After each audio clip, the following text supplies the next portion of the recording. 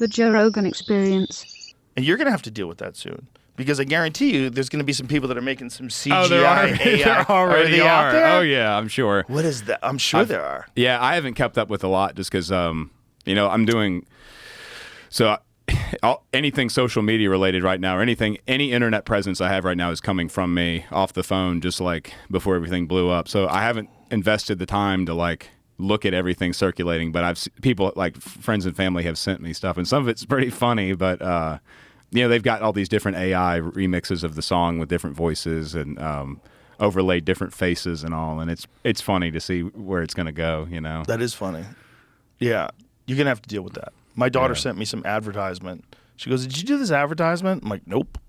Yeah. Nope, that's not really my voice. Yeah, I mean, like it is my the voice. day after the day after things blew up, one of the towing companies had an ad on Facebook that had it wasn't really me, but it was a red beard and like the side profile of sunglasses looking out the window. I'm like, okay, how dare you? I guess I've made it anyway. That's when I realized like people are already ripping things off. And what's crazy is like every shirt that I've worn anywhere in public, there's a organization that I'm not like officially related to or in any way have done anything with, but it's a friend of a friend in the neighborhood. It's called Nets with Vets, and they take out veterans with PTSD and let them go deep sea fishing. And so he asked me last minute just to wear his shirt at one of the concerts. And do you know now there's like 1,500 listings online for counterfeit Nets with Vets shirts? And so the organization reached out like, "Hey, are you like making shirts ripping us off?" And it's like, it's not me. So it's like, it's a weird thing. But yeah, I've already experienced a lot of that stuff. Not so much on the AI side, but just, I don't know, the internet's just such a rowdy place, Oh, it's so rowdy. The world's a rowdy place. It is, and maybe people bring their best and their worst on the internet. Like I've always tried to stay off social media as much as possible, but I've learned very quickly that like Twitter and Facebook and stuff like you see comments and feedback from people, both overwhelmingly positive that maybe you wouldn't get in a personal conversation, but also like overwhelmingly negative too. Yeah. People just use that as a vent. They just take whatever seething hatred they have inside of them. They're like, "Oh, I'm getting that guy with it." If you had a song just about love that resonated like that, it would be almost impossible to hate you. But you have a song where you're talking about how people are fed up with shit, and it obviously resonated. I mean, I've seen songs go viral, but that's pretty bananas, son. Your shit went to the moon right away. And God, I'm not sure who sent it to me. I'll have to find out who sent it to me, because it's one of those things where like once one person sent it to me, then it was like dozens of people were sending it to me. It's funny because originally that song wasn't really even in my top 5. Like, it's not normally the type of song. I've written songs with similar messages, but as far as that sort of like, I guess, anthem format is what people are calling it. It's like an anthem. Like, that's not something I would normally write, but it's an unlikely anthem. Yeah. Insane times. It would be an unlikely anthem. Yeah, I had no idea that song would react the way it did. At least in my case, I think the one thing that's helped me too is that my singing isn't the best, but I've never had any like vocal lessons or anything. So the way I sing is just the way I sing. And so like, I think even the same way with her and other people, it's like, it's maybe rough around the edges. It could be a little pitchy, or it's, you're not using the right part of your face when you project and whatever. And so like on paper, things aren't quite right, but to another human, it's like, it sounds right. Cause it is what it is, It's authentic. Yeah. Yeah. I don't think there's any right way to do anything. I mean, it's like you see it in everything. There's a person who violates the rules, and they're the best at it. and then the rules almost morph into whatever that is. Like, it's funny, like with music. Yeah, music has, country in particular, but music in general has gotten way too wrapped up in like this algorithm of how many beats per minute it needs to have, and how many verses, and how they need to be layered. And it's like they've almost created this sort of like industry standard, like OSHA rule book of how music needs to be performed. And so like you can only do that so many thousands of times before people are like, okay, what else is there, Well, people like that too. That's the thing. There's a lot of damn people. There's a lot of people. The problem, I think, with a lot of people is they want you to like what they like. And if you don't like what they like, what you like sucks. It's funny like that, man. We're so tribal. We are tribal with our cell phones. You know, we're an Android or PC. You know, Oh, we're all Android about people brands, have to stick yeah. together. It's like we're so weird. We're so weird, but we're like that with our musical taste. We're like that with our cultural sensitivities or our cultural sensibilities, rather. Like the way we feel about life and how life should be. We want everybody to kind of think along the ways that we think. It's very strange. And when a person like yourself gets labeled a right-wing, left-wing fanatic, like right out of the gate. both in like a week and a half, then yeah, at least I know I'm doing something right. Like to me, yeah, they're looking for your Biden campaign contributions now. They're going through your fucking taxes. The whole thing is so bonkers, man. Like, can't they just accept that you made a great song and people enjoy it? Yeah. Why does it why do people have to attack it? Well, I think it's just for whatever reason I'm the subject matter the last couple of weeks, and you know, in everyone's defense, I probably haven't. I've waited for this opportunity, I guess, to really have a real conversation with somebody about whatever it is I am. So people are just trying to find who's this Oliver Anthony guy and what is he and where does he work and who did he vote for and what's his family like and yada, because they want to sort of build this image of whatever it is that the person behind the song represents, for better or for worse. Right. The people who agree with it want to, you know, I don't know. It's really funny to watch on my end because obviously I know what's true and what's not, and so like just even what I've skimmed through of people sending me like singing at the Super Bowl, like how many people have formed an opinion about whether or not I should be paid to sing at the Super Bowl. Like I'm not singing at the Super Bowl. That's just somebody made up. But you know, there's been hundreds of hours of people's time wasted probably talking about all these little like things that don't even exist. It's just somebody made them up and put them on the internet, and so I'm just letting them ride. I think it's great. It's wild. I just think it's great, like that.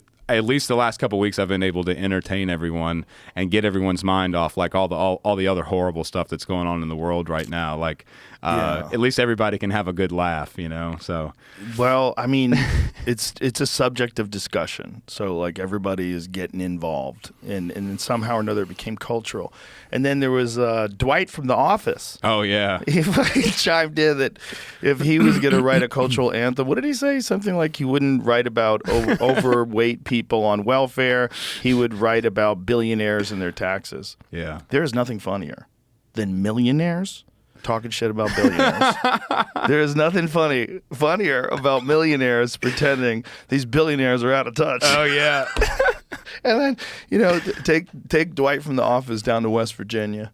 You know, take him through those coal mining countries. Take him through those places in Appalachia where people have extreme poverty. And pills have ravished those areas. Take him through there. And it's everywhere. Yeah, the sad thing is it's everywhere now. It's not. Yeah. You know, it's funny. People right off the get-go, I guess because it was Radio WV that posted the original video, but like I've never once advertised myself as being necessarily from the mountains. My grandfather grew up in western part of Virginia in the mountains, but I'm from Farmville, which is technically Piedmont. But even throughout rural Virginia, that poverty is a big issue and drugs are a big issue. And I mean, it's not just even in the rural areas. You go into downtown Richmond or any downtown anywhere for that matter. It's almost like these problems exist everywhere now and I mean obviously they are because that's why the song resonated the way it did. The problem for me was I knew that I needed to do this. Like I knew I needed to.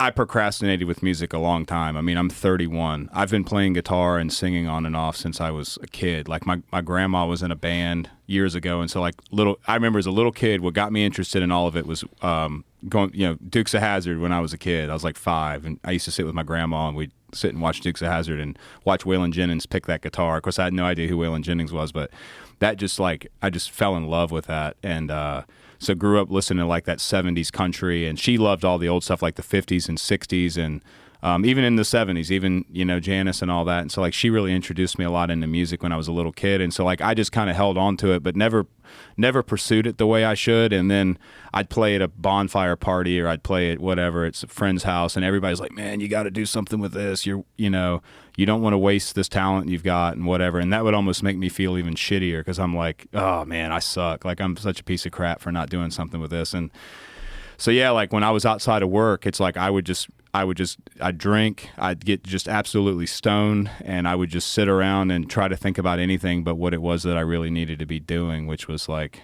and so it's kind of like funny, but that's ended up what kind of sparked me into like writing all these songs and doing all this stuff, because it's like I don't know, just like with you, probably with what you do, jiu-jitsu or whatever, it's like for me, songwriting it gets my head, like you said, getting your head clear, you know, because that's all you can, songwriting is interesting for different people, but now that I've been in the industry for 2 weeks and I've talked to like, now that you've been in the industry and conquered it. Now that I'm an industry expert, it's like some of the other musicians I've talked to, like the people I've looked up to over the years, they experience this too, but certain people, when you songwrite, it's a very, it's dramatic. Like, do you write all your own songs? Yeah, but it's. Have you been accused of not writing your own songs? Very early on, yeah, because since I guess it's not even my stage name. It's Oliver Anthony Music, and so it's supposed to represent music from, Oliver Anthony Music as my grandfather, and so he grew up in the 30s in the mountains and used to tell all these wild stories about how life was back then. But the music's just sort of a characterization of like that period in time and those people, and that's. So yeah, when so your real name is not Oliver? Christopher Anthony Lunsford is my real legal name, and so that's what's on like if you look up the songwriting. Why did you decide to sing as Oliver Anthony? Just in well, like I said, I have it. I just had the YouTube channel listed as Oliver Anthony Music, just because like that's sort of the demeanor or the, like I said, the character I was like that older Virginia style music, like. If you go on YouTube and you look up that type of music from back then, like those old recordings of people, like that's what I just love, that type of stuff. Do you think you're going to keep that name? Yeah, I mean, a lot of people still call me Chris, and I've posted on social media, call me whatever. I mean, I've been called a lot worse than either of those things, but yeah, it'll stay Oliver Anthony Music, indefinitely. Yeah. It's a special name, and it's a special name to me not only because it was my grandfather's name, but it's sort of like, to me, it reminds me of how different things were back then. But he was born Oliver Anthony, but everybody called him Anthony growing up, and so like he always thought his name was Anthony Oliver, and last name Engel, and so like it wasn't until he was in his 60s and going to retire. He realized that his name didn't match his birth certificate, so he had to actually change his legal name when he was in his 60s. But it's because he thought his name was Anthony Oliver. Yeah, and so his whole life. But his legal name was, and so it's and his parents named him. So it's just like, but all the paperwork back then was so scattered up because a lot of people were illiterate, and of course documents weren't tracked as well as they are now, and so it's like there's people in the family that have a different spelling and it's the same last name but a few letters are different and stuff, but it's just kind of cool, like but he just thought that was crazy. He had to change his name when he was 65 so he could draw his retirement and all, because his social security and everything was under a totally different name. But that's crazy. So it's just special to me. He's like the only other one in the family like me. Most of our family's like average height, 6 feet and under, but he and I were both 6'6", redheaded, left-handed. Like I don't know. In a lot of ways, I thought it was special to kind of respect him. He passed away in 2019, and that's kind of when I guess that's when I first kind of adapted the name for the music. I didn't really get serious with anything until probably 2 weeks ago. Yeah, until a couple weeks ago. Probably until I think I uploaded the first original. Like when I decided I was in it to win it, and I really wanted to make this thing happen. It was probably probably May of last year when I uploaded Ain't Got a Dollar, or it might have been Rich Man's Gold was the first one I uploaded on YouTube. But that's when I decided, like, all right, I'm doing this thing. But yeah, so you were just smoking too much weed, drinking too much, and just procrastinating. Yeah. And so that, and like anxiety is definitely something that's underestimated. I used to but I used to just not really understand when people talked about mental health and anxiety, because everyone gets stressed out over stuff, and so you think of anxiety as being just like this normal phenomenon everyone deals with, but your mind can really put you in a dark place to where that thing is just like, it just holds on to you like a, and it just makes it very difficult for you to do anything. And so I spent at least 2 years of my life almost constantly just having what felt like just a knot right here, just wrenching at me. Well, that's especially true for people that are pursuing a non-traditional life, that doesn't have any guarantees. It's a wild life to try to be an entertainer, like to just to choose to try to make it in this wild world of people that are singing and making songs, and you want people to pay attention to you. Like, do you know how many fucking people are singing? How many people can sing? How many people are recording things? And now with YouTube and the like, how many people are putting stuff up on the internet for other people to enjoy? It's a lot. Well, the idea that you're going to stand out. So that you're filled with anxiety just because of that, because this future's uncertain. Yeah, I think for me, a lot of the anxiety came from me just feeling like I was running out of time.